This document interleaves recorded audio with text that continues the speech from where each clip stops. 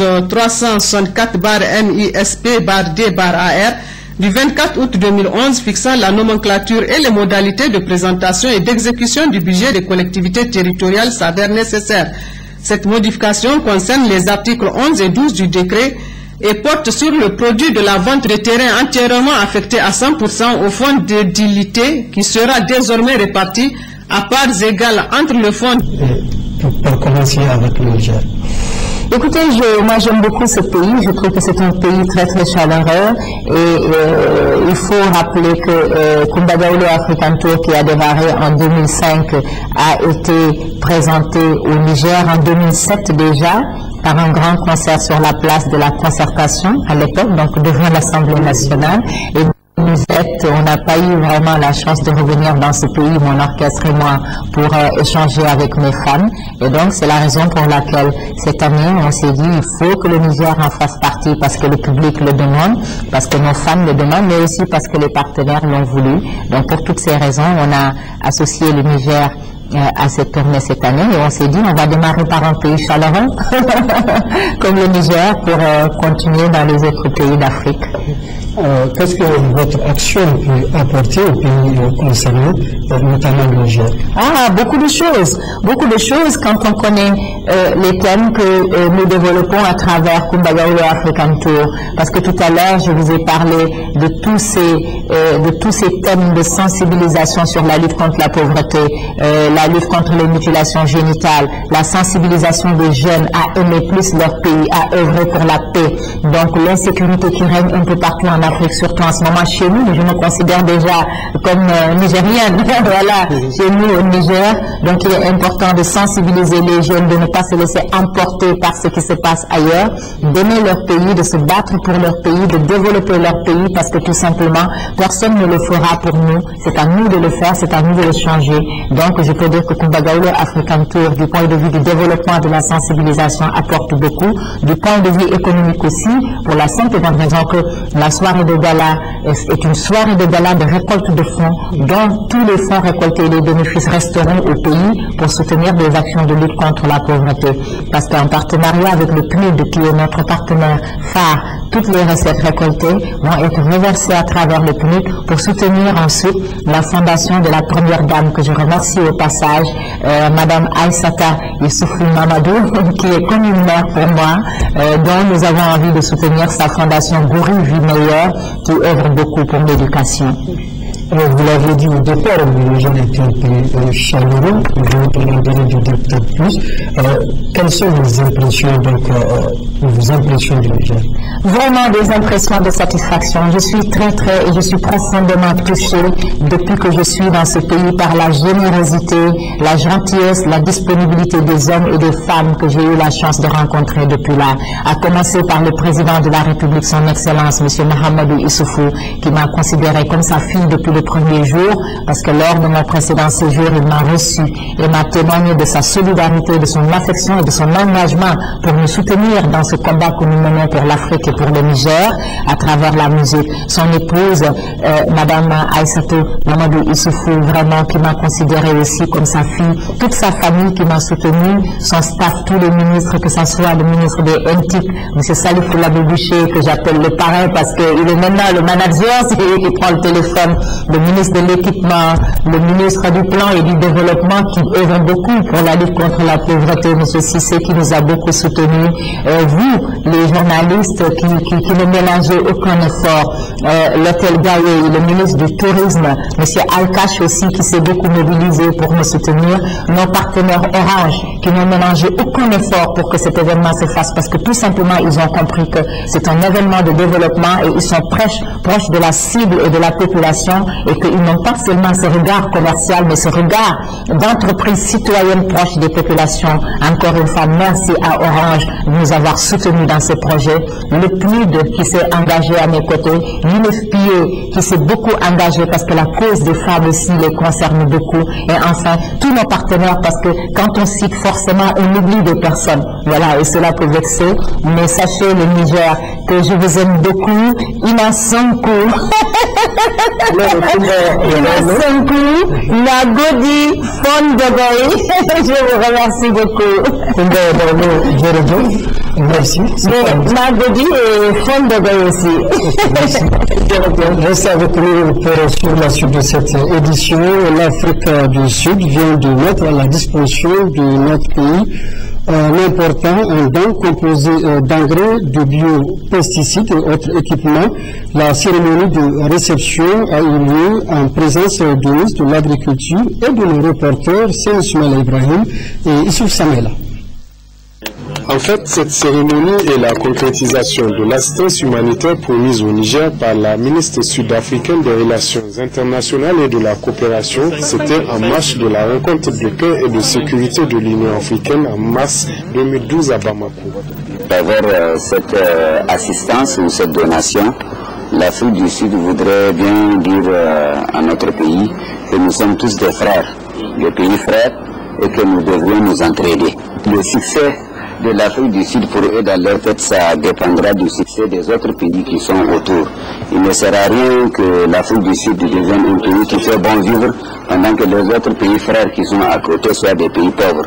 C'est pour cette raison qu'ils disent que, sachant que dans le continent africain, à l'est comme à l'ouest et au sud, il y a quelques pays très pauvres, l'Afrique du Sud préfère en tout cas se donner comme objectif d'appuyer que, si peu soit-il en tout cas ces pays-là, pour pouvoir les aider à un peu avancer, parce que l'Afrique du Sud souhaite que sur le continent africain, qu'elle puisse vivre avec des pays frères qui avancent. Tenue à l'existant, cette importante donation permettra au gouvernement d'atteindre, voire de dépasser le seuil prévisionnel en engrais, en biopesticides et autres équipements de protection en vue de la maîtrise de la présente campagne agricole. L'appui que nous réceptionnons aujourd'hui cadre parfaitement avec les objectifs de l'initiative 3N, plus particulièrement à l'atteinte des objectifs visés à travers son axe accroissement et diversification des productions agro-silvopastorales et halieutiques.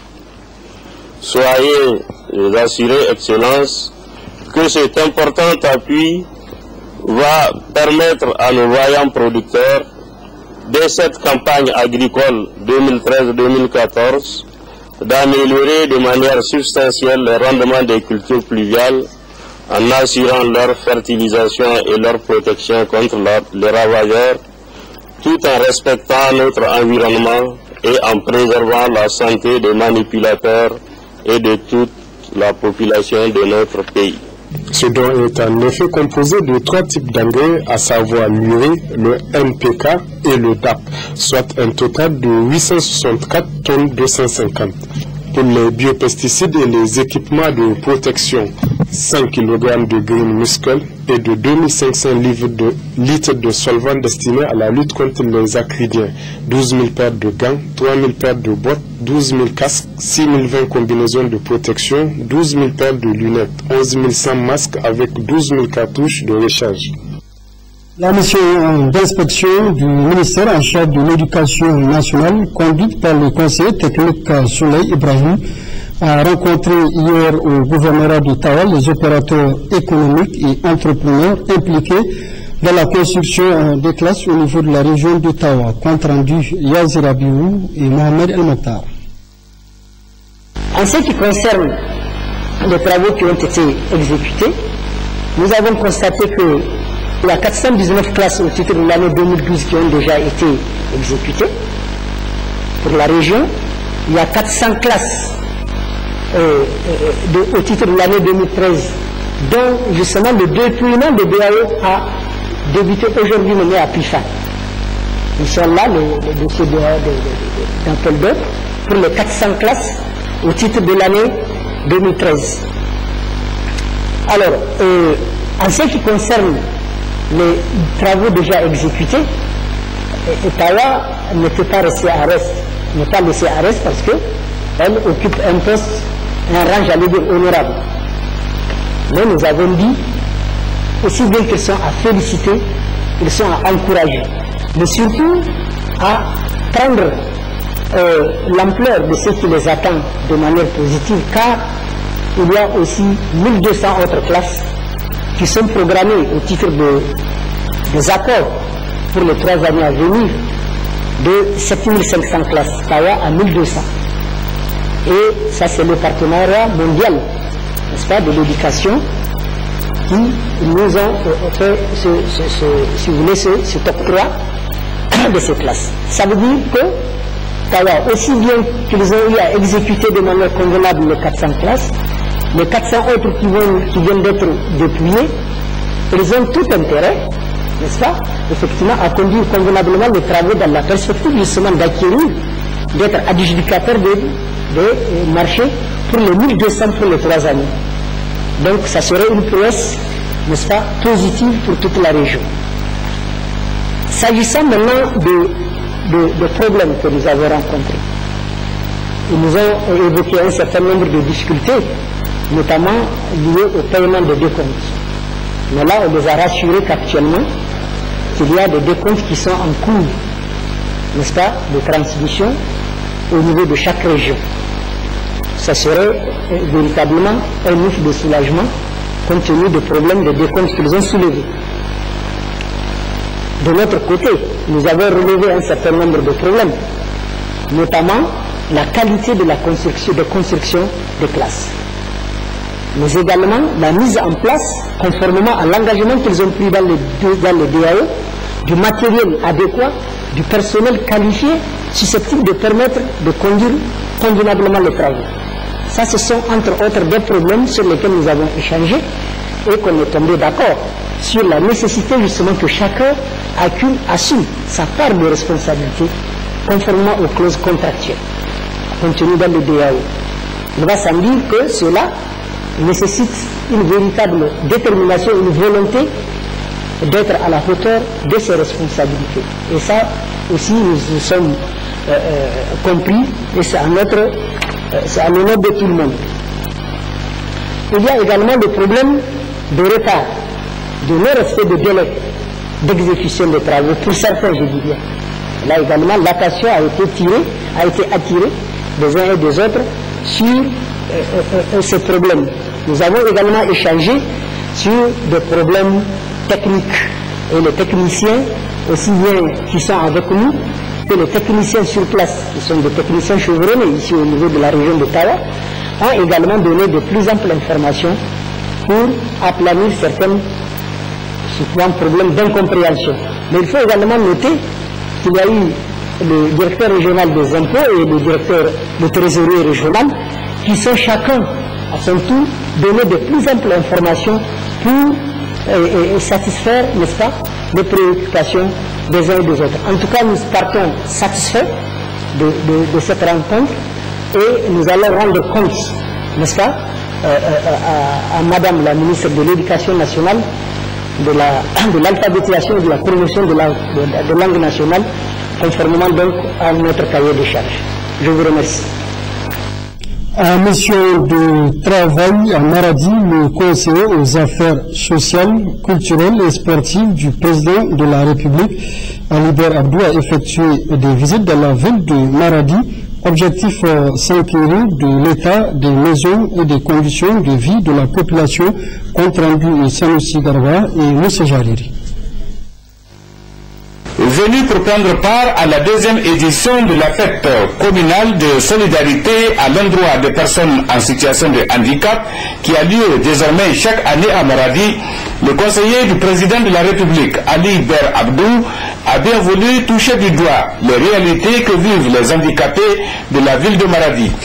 La visite de ce quartier, que partagent depuis plus de 30 ans aveugles, handicapés, locomoteurs et lépreux, a permis au conseiller spécial du président de la République, Ali Ber Abdou, lui-même handicapé locomoteur, de les écouter, d'échanger avec eux et d'enregistrer leurs nombreuses doléances afin de les transmettre à qui de droit. Vraiment, c'est un sentiment de réconfort, puisque j'ai toujours entendu parler de ces différents quartiers, des personnes handicapées de Maradi, mais je n'ai jamais vu ça.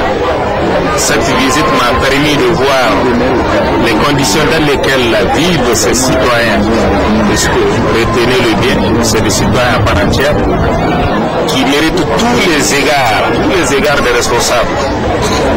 Il ne doit pas être pour laisser pour compte. Donc j'ai vu l'état de leur maison. J'ai vu aussi l'état dans les conditions dans lesquelles ils vivent. Nous avons pris note. Nous allons rendre compte à la direction du cabinet de la présidence de la République de tout ce que nous avons.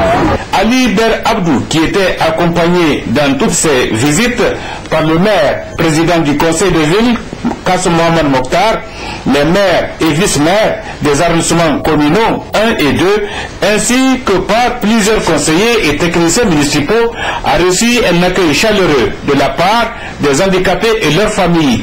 À travers leurs chefs respectifs, ils ont transmis toute leur gratitude et leur reconnaissance à l'endroit des autorités de la 7e République, particulièrement au président de la République, Issoufou Mahamadou, pour cette marque d'attention dont ils font l'objet.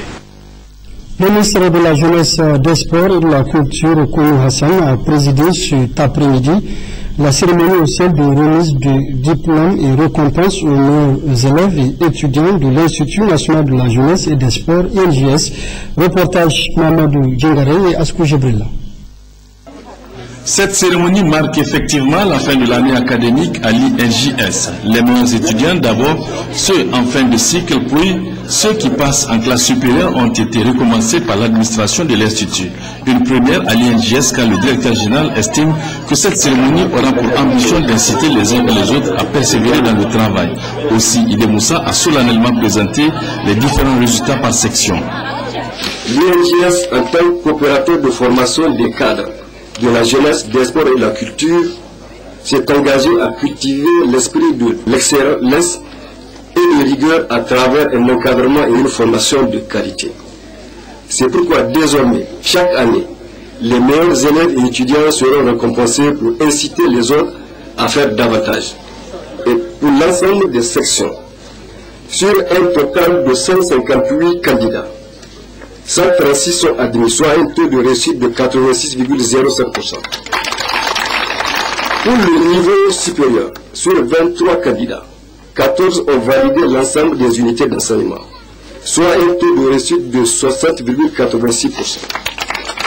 Pour le niveau moyen, sur 135 candidats, 122 sont admis, soit un taux de réussite de 90,37%. En s'adressant à l'assistance, le ministre Kounou Hassan a tout d'abord félicité les responsables de l'Institut, surtout le directeur général Idé Moussa, pour tout leur engagement dans la vie de l'école, une entité du ministère de la Jeunesse, des Sports et de la Culture qui a su organiser avec brio les 3e Jeux des Instituts. Je voudrais saisir cette occasion pour féliciter les responsables à tous les niveaux qui ont en charge l'animation de l'Institut, ce précieux outil de formation de cadre de mon département ministériel, et plus particulièrement le directeur général de l'Institut pour les efforts menés sous sa haute conduite et qui ont permis un retour définitif à l'année académique normale et à la sérénité retrouvée. Mesdames et messieurs, le taux de réussite enregistré aux examens de cette année académique et les bons résultats des élèves et étudiants que nous allons incessamment récompenser sont les résultats qui nous réconfortent car ils répondent parfaitement aux exigences des politiques sectorielles de formation des cadres de jeunesse, des sports et de la culture, conformément à la mise en œuvre du programme de renaissance pour le Niger, si cher à son Excellence, M. Issoufou Mahamadou, président de la République, chef de l'État. C'est pourquoi, Monsieur le Directeur Général, je vous exhorte à préparer, en relation avec les services centraux et services rattachés du ministère, un plan de formation en parfaite adéquation avec les politiques sous-sectorielles de formation des cadres de jeunesse, des sports et de la culture. A noter que des témoignages de satisfaction ont été remis à plusieurs partenaires de l'Institut à l'occasion de l'organisation des Jeux des Instituts et enfin, les premiers de chaque classe ont reçu des récompenses en nature, cela pour susciter la concurrence dans les classes. L'atelier de validation de l'étude sur la facilitation de l'accès des pays enclavés au câble sous-marin a clos ses travaux cet après-midi à Niamey. La rencontre a pour objectif de permettre aux pays enclavés de bénéficier de toutes les capacités large bande transportées par le nouveau câble sous-marin qui interconnecte l'Afrique au reste du monde. Compte rendu Rajilat Chebou et Abla Hamid. Lors de la réunion tenue à Yamoussoukro en Côte d'Ivoire le 14 mars 2011, les ministres en charge des technologies de l'information et de la communication à la demande de leurs collègues du Burkina Faso, du Mali et du Niger avaient recommandé à la CEDEAO de conduire une étude pour prendre en compte les défis particuliers des pays enclavés qui ne peuvent avoir un accès aux stations d'atterrissage qu'en traversant d'autres pays membres en vue de la réalisation d'un marché commun des TIC dans l'espace CEDEAO.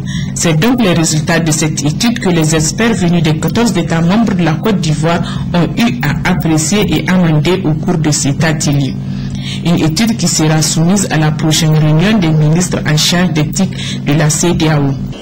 La qualité des résultats auxquels vous êtes parvenus vient assurément conforter la confiance que son Excellence M. Salif Labo-Boucher, ministre de la Communication et des Nouvelles Technologies de l'Information, avait placé en votre expertise et à votre engagement. Le rapport de l'étude que vous venez de valider consacre les mesures d'ordre juridique et institutionnel permettant aux pays de l'Interland de relever les défis de connectivité aux capacités internationales large bande auxquelles ils sont confrontés. Fort donc de ces résultats, je tiens à vous remercier sincèrement pour vos contributions pertinentes qui ont permis l'enrichissement du projet de l'étude soumis à votre appréciation.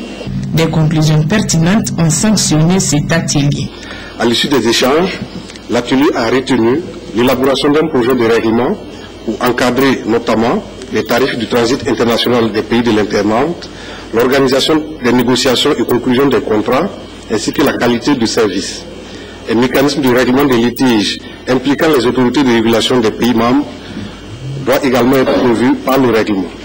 Ce règlement viendra compléter le règlement C, règle 06-6-12, portant conditions d'accès aux stations d'atterrissement du câble sous-marin, tel que recommandé par la réunion des ministres chargés des télécommunications TIC, tenue à Yamoussoukro, en République de Côte d'Ivoire, le 14 octobre 2011.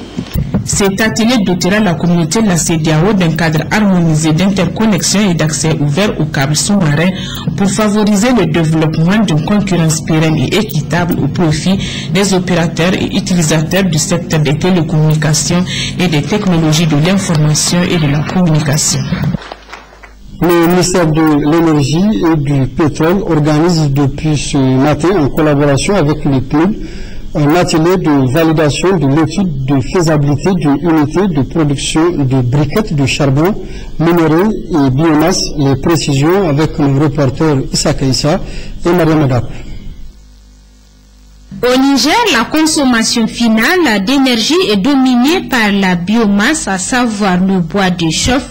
Le pays a 2 tiers désertiques et de ces faits exposés aux effets néfastes des changements climatiques.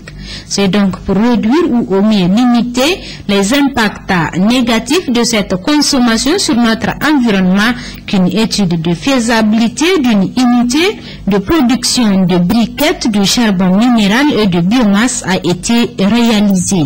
Étude qui sera validée au cours de cet atelier. L'importance de cet atelier en réalité participe à la diversification et à la valorisation des ressources énergétiques. Donc on sait que le Niger regorge d'un potentiel énorme en matière de ressources énergétiques, mais ce potentiel est très mal exploité.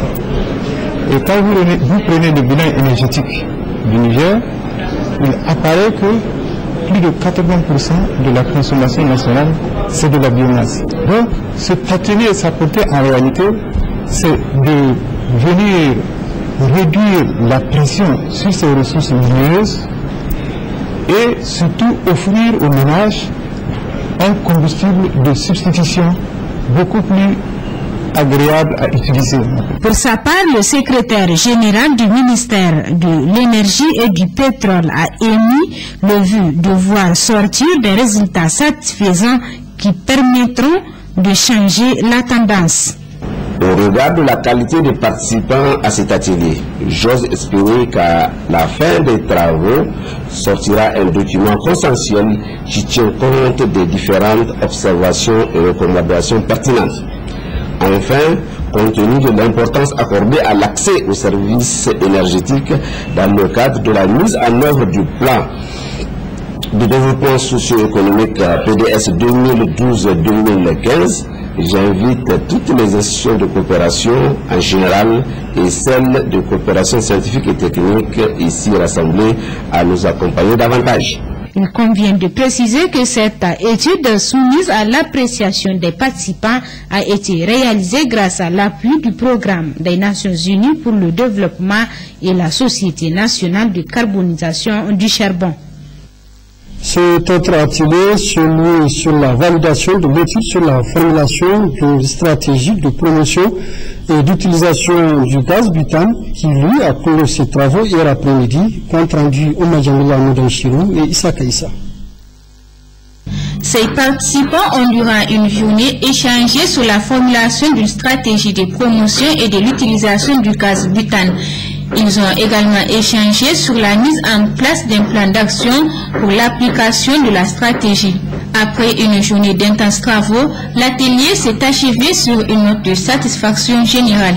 Nous nous félicitons des contributions très pertinentes des uns et des autres qui ont permis d'enrichir le document final et son adoption.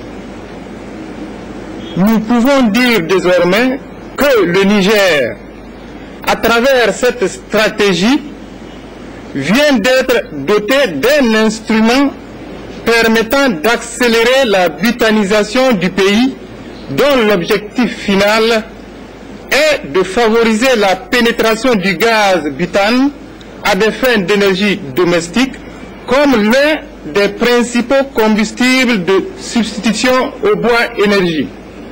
Cet atelier a été organisé par le ministère de l'Énergie et du Pétrole avec l'appui du programme des Nations Unies pour le développement PNUD. Il s'inscrit dans le cadre du programme d'accès aux services énergétiques. La chanteuse sénégalaise Koumba Gawlo, marraine du Haut Commissariat des Nations Unies pour les réfugiés et ambassadeur de bonne volonté du PNUD, a animé hier après-midi une conférence de presse à l'hôtel Gawé de Niamey.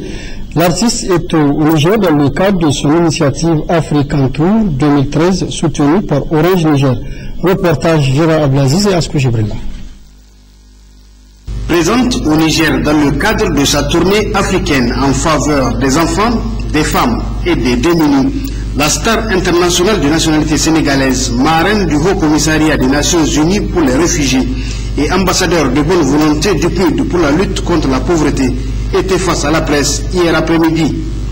Et donc African Tour est donc une tournée qui me permet chaque année, l'artiste que je suis, ça lui permet de rencontrer mon public qui se trouve un peu partout en Afrique, voilà, et ailleurs, pour faire découvrir mes nouvelles chansons, pour garder la proximité entre le public et moi, pour se rapprocher davantage. Mais au-delà de ce rapprochement entre mon public et moi, il y a un autre esprit derrière African Tour qui consiste à nous permettre de rencontrer les autres peuples d'Afrique pour leur parler de la lutte contre la pauvreté, pour leur parler de thèmes importants qui concernent notre continent, nos différents pays de manière générale, parce que comme vous le savez, la musique est le meilleur vecteur de communication. Et aujourd'hui, avec tout ce qui se passe dans le monde, je pense que c'est à travers la musique que nous pouvons passer pour véhiculer des messages forts dans le domaine du développement en Afrique. Notre continent étant de plus en plus sensible, j'ai eu la chance d'avoir été consciente de cela, de l'importance qu'il y a à sensibiliser, à se rapprocher des populations davantage pour leur parler de développement à travers la musique, parce que nous les artistes, je trouve que nous avons une chance extraordinaire d'être écoutés.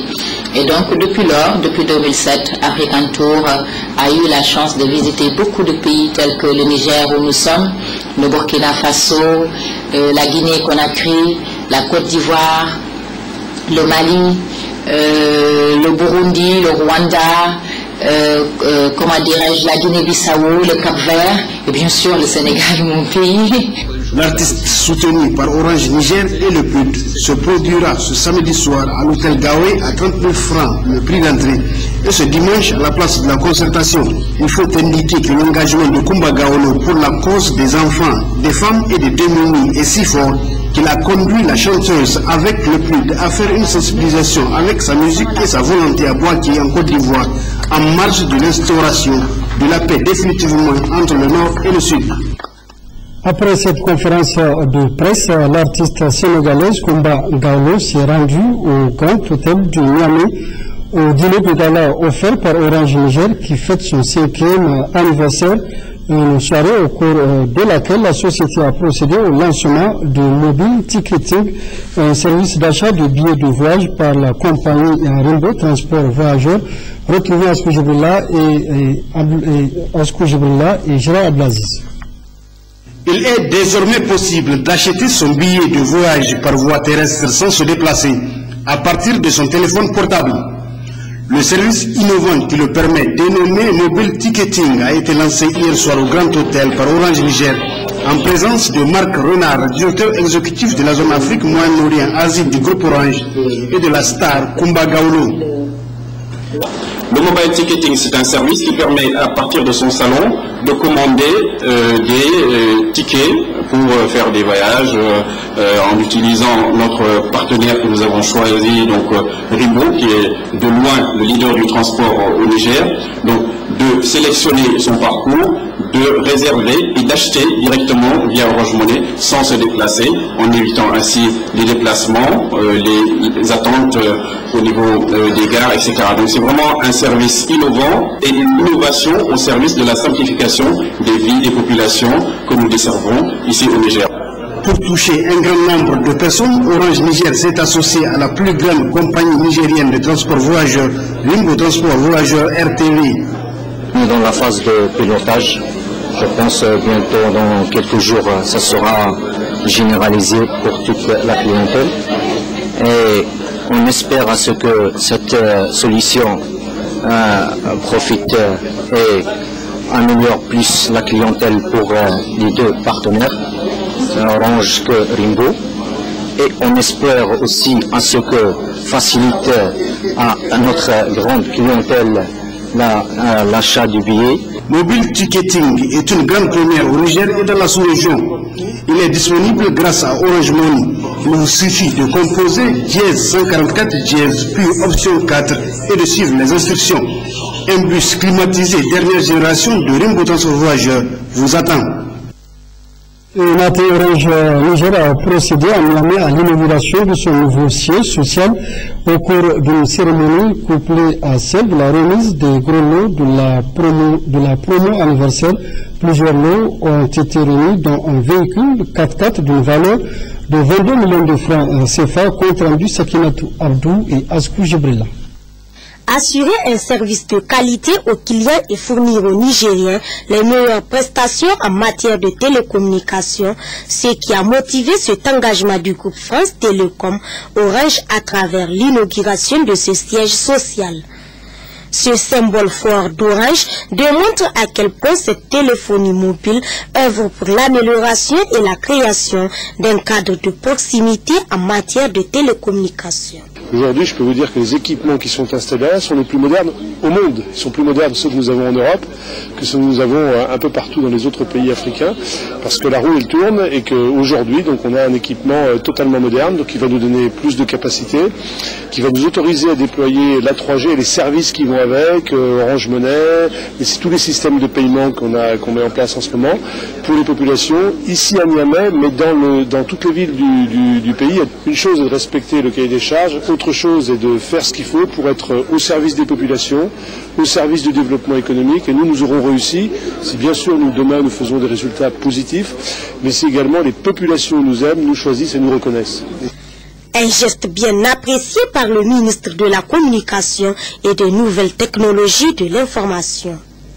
C'est une fierté, en tout cas pour le Niger, d'avoir cette nouvelle technologie ici, en plein cœur de la capitale. Et d'après le directeur exécutif, c'est vraiment les technologies de pointe. Et nous sommes très heureux de la recevoir ici à Niamey. Et comme vous le savez, Orange Niger est l'opérateur téléphonique qui a la 3G. C'est vraiment celui qui a la technologie moderne. Au nom du gouvernement de la République, je voulais vraiment remercier Orange qui a honoré ses engagements. Je voulais leur demander de continuer, vous savez, le domaine de la technologie, et je vais souhaiter à ce que cet outil moderne soit suivi et qu'il soit aussi modernisé à chaque fois. Après l'inauguration de ce siège social, Orange a procédé à la remise d'un lot aux gagnants de la promo anniversaire. Une promotion qui vise à récompenser les clients d'Orange pour leur fidélité. Ce lot est composé de 4 motos lancées et d'un véhicule 4x4 d'une valeur de 22 millions de francs CFA. Le directeur général d'Orange Niger a rappelé les modalités du jeu tout en remerciant les clients pour la confiance placée à Orange Niger. Le mois de juin, mois anniversaire du lancement de nos activités commerciales au Niger, a toujours constitué une occasion pour Orange de remercier ses abonnés pour leur confiance et leur fidélité en utilisant le lancement d'une offre comme le mobile ticketing via Orange Money hier ou la promo anniversaire. Les conditions de participation à cette promotion étaient simples et surtout accessibles à tous. Il suffisait de consommer au moins 500 francs par jour pour cumuler des points et être éligible au lot. S'agissant du tirage de ce jour qui correspond au gros lot, c'est-à-dire la superbe 4x4, le client devait juste cumuler au moins 1500 points sur toute la période de jeu pour y prétendre en utilisant les produits et services d'Orange. Le gagnant de la 4x4 a remercié Orange Niger pour cette initiative avant d'exhorter les autres clients à rester fidèles à cette société. À travers ces cérémonies, Orange Niger entend démontrer son attachement à son principe de proximité et de dynamisme. Ces lots ainsi que ce siège social inauguré permettront aux clients d'Orange Niger d'avoir le meilleur service à tout moment. Lancement hier à Niamey de l'offre de paiement de salaire et pécule par M-Koudi d'Airtel Niger, un partenariat entre Airtel Niger et Amana Cash dont l'objectif est d'améliorer les conditions de vie des travailleurs en général, des contractuels en particulier. Reportage Ismaël Daouda et à côté Waglasson. Depuis son lancement dans notre pays, le transfert mobile d'argent d'Airtel appelé M-Koudi continue de conquérir les cœurs des Nigériens. Chose prouvée hier avec le lancement de l'offre de paiement des salaires des fonctionnaires exerçant dans les zones les plus reculées du pays sous la supervision de Amana Cash, qui est le distributeur agréé.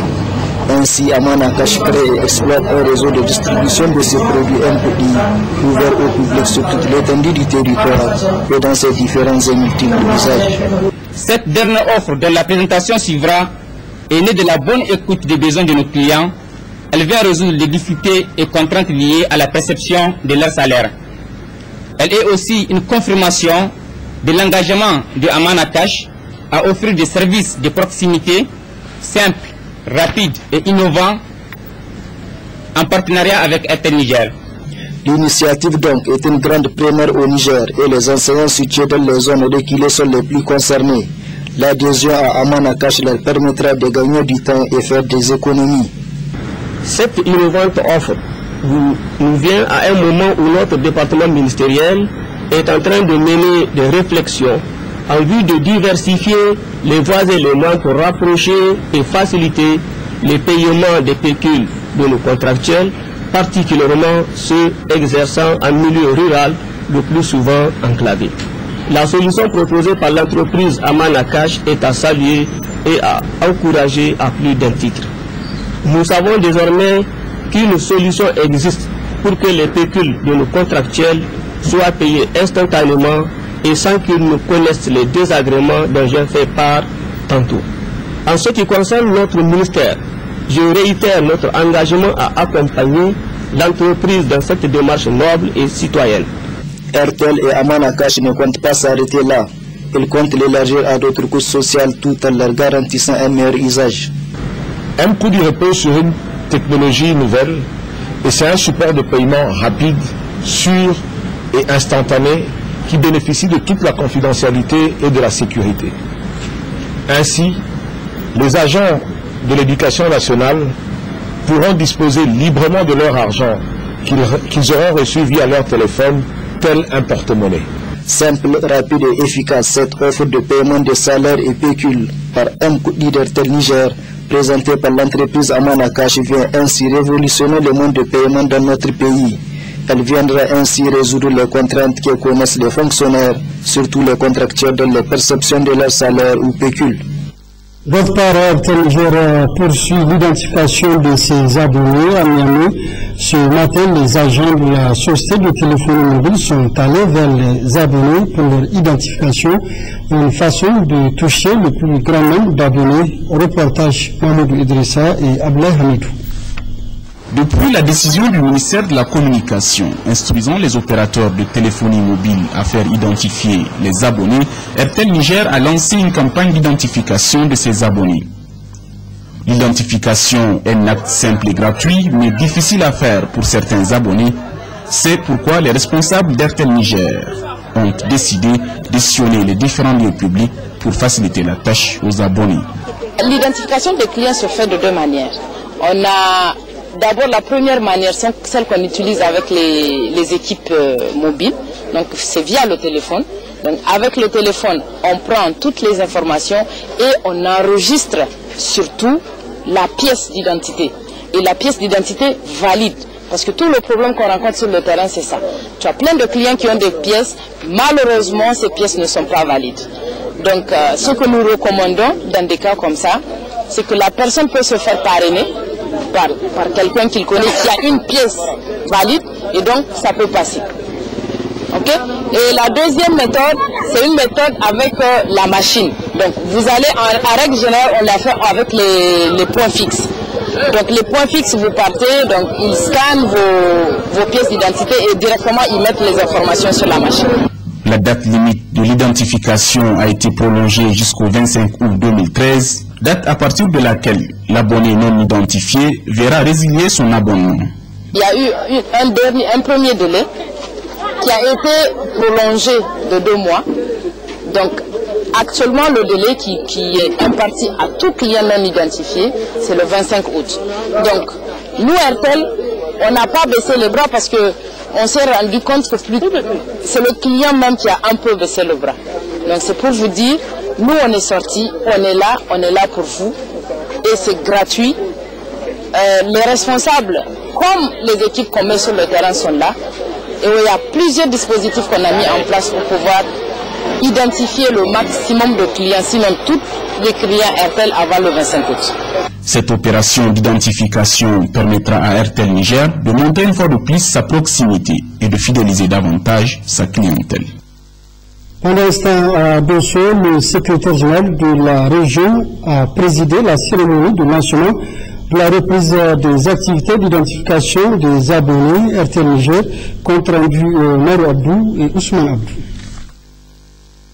Dans la région de Dosso, ils sont 50 agents d'identification mobile et plus de 200 points fixes pour l'opération d'identification des abonnés Airtel Niger. En procédant au lancement de la reprise de ces activités, le secrétaire général de la région de Dosso, M. Sani Abdoulaye, a dit que conçu au départ pour rapprocher les peuples, les cultures et les individus en vue de faire régner la paix, favoriser les échanges, ces instruments de téléphonie sont de nos jours malheureusement de plus en plus utilisés à des fins criminelles. C'est donc pour éradiquer ces différents aspects de